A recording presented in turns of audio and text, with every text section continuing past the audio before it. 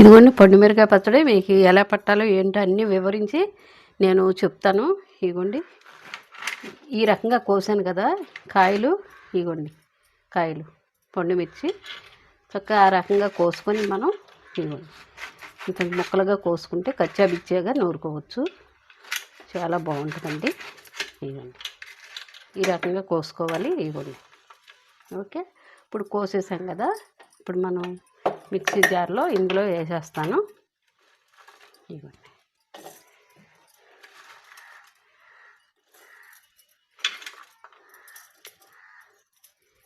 ఈ విధంగా మిక్సీ జార్లో వేసేసాను.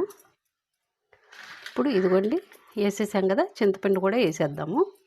చింతపండు నానాలండి దీంట్లో, ఎందుకంటే 3 రోజులు అలా నిల్వ ఉంచేయాలి కదా, నానాలి. ఉప్పు కూడా వేస్తున్నానండి.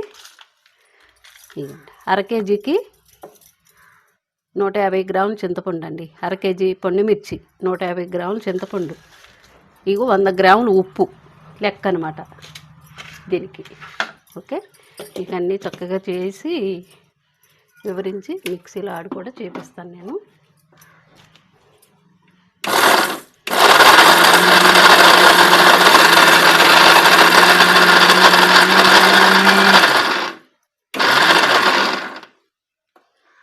కచ్చా బిచ్చగా ఆడుకోవాలండి.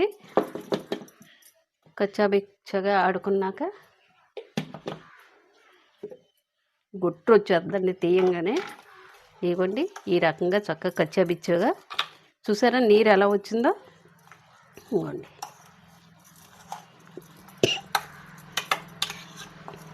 చింతపండు కూడా కలిపేసాం కదా, ఉప్పు వేసేసాను. 3 రోజులు ఈ రకంగా చక్కగా ఇచ్చేయాలి, చక్కగా ఓరాలన్నమాట. ఇప్పుడు ఇది ఒక దాంట్లో పెరుగు ఇదిగోండి ఇందులోకి తీసేస్తున్నాను. ఇది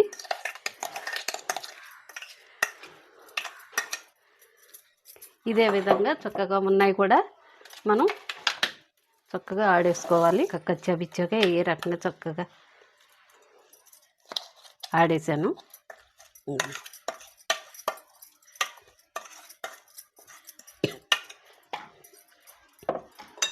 చూసారా ఈ విధంగా చక్కగా రెడీ అయిపోయింది. 3వ రోజు మనం తీసి ఇది చక్కగా ఇంకా రుబ్బుకోవాలి, ఎందుకంటే చింతపండు అది చక్కగా నానిపోయి ఉంటుంది కాబట్టి ఊరద్ది.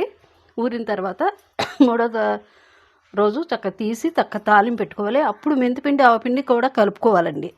కలుపుకొని చక్కగా తాలింపు పెట్టుకొని అంత నెయ్యి కానీ అంత నూనె కానీ వేసి తింటే ఉంటుందండి. ఆహా, సూపర్గా